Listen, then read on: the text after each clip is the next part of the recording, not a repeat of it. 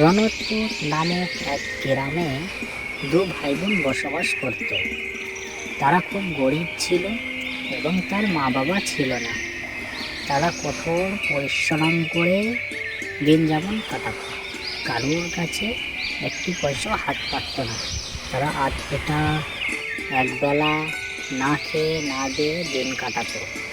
একবেলা খাবার খেত, একবেলা খেত না। বাজারে তার বোন বেলুন বিক্রি। বাবা, ওই একটা বেলুন কিনে দাও না আমাকে। বাবা, একটা বেলুন কিনে দাও না। পিছনটা বেলুন বেচ। এই হতচ্ছাড়ি, তুই আবার আমার কাছে ব্যবসা করছিস? তুই সর সর হতচ্ছাড়ি, তোমার দোকানের সামনে থেকে সর। তোর হতচ্ছাড়ি।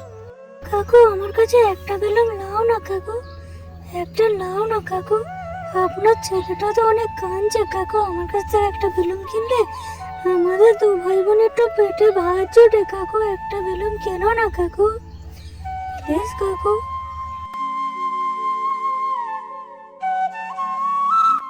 কিছু বেলুন বিক্রি করে রনি যা দুটো পয়সা হয় তাই নিয়ে বাজার করে নিয়ে আনে। কিছু আলু, কিছু সবজি কিনে নিয়ে আসে। ওই দুমুঠো ফুটিয়ে দু ভাই বোনে খায়। তাই তার ভাই অপেক্ষায় বাড়িতে বসে আছে।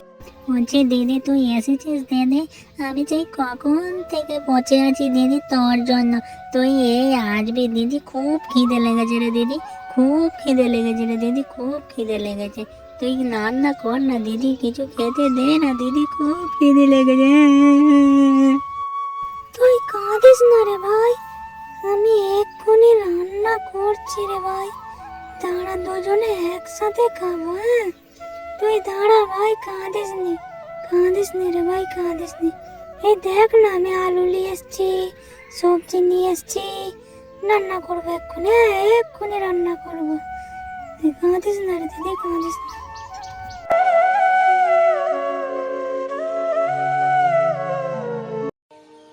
রনি বাড়ির ভিতরে রান্না করতে শুরু করে। তার ভাই বারান্দায় বসে অপেক্ষা করতে থাকে যে কখন সে দিদি রান্না করে নিয়ে আসবে, দুজনে পেট ভরে খাবে।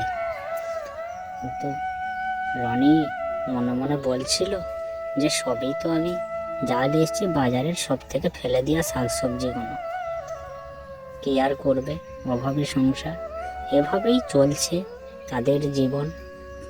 পরনের ফাটা ছেঁড়া জামা আর পচাপচি সবজি খেয়ে বাঁচতে হচ্ছে।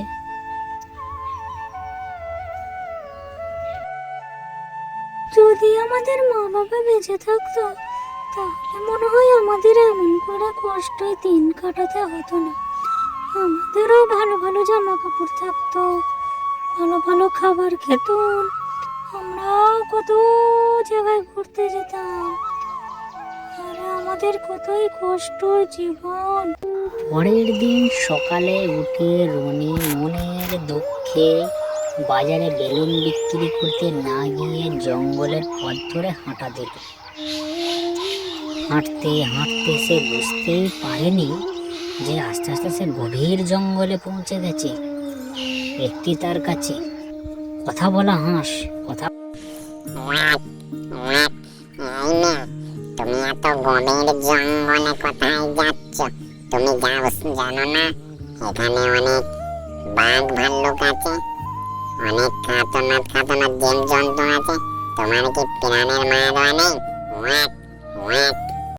আর হাঁস বন্ধু মনের দুঃখে জঙ্গলে যাচ্ছে, যদি ভাগ্যটা ফিরে। খুবই কষ্টে আমাদের দিন কাটছে হাঁস বন্ধু, কি বলবো। কি বললে মেয়ে? তুমি আমাকে বন্ধু বললে? বন্ধু, ঠিক আছে, আজ থেকে তোমাদের ভাগ্য ফিরে যাবে। আর একটু পথ আগিয়ে গেলে একটা বাড়ি দেখতে পাবে, আর সেখানে পড়ে আছে দেখবে, গাছটি পাহারা দিচ্ছে।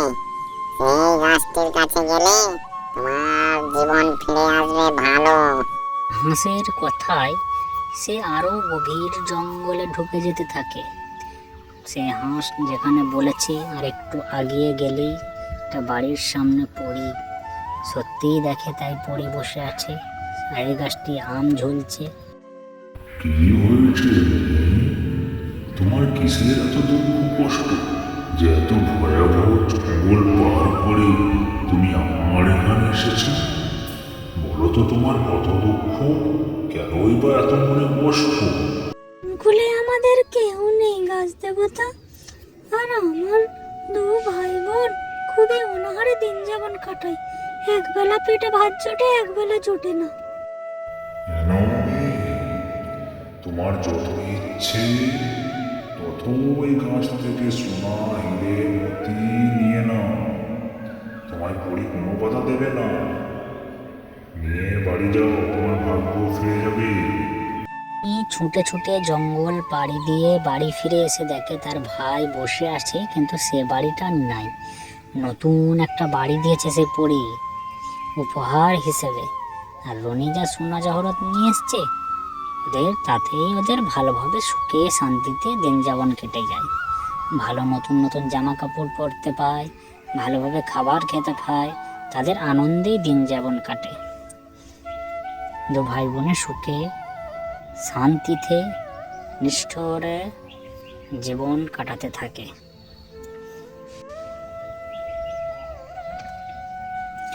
এই ভিডিওটার সাথে বাস্তবের কোনো মিল নেই, এটা পুরোটাই কাল্পনিক, এটা একটা সাজানো গল্প। এই ভিডিওটা নিয়ে কেউ কোনো মন্তব্য রাখবেন না।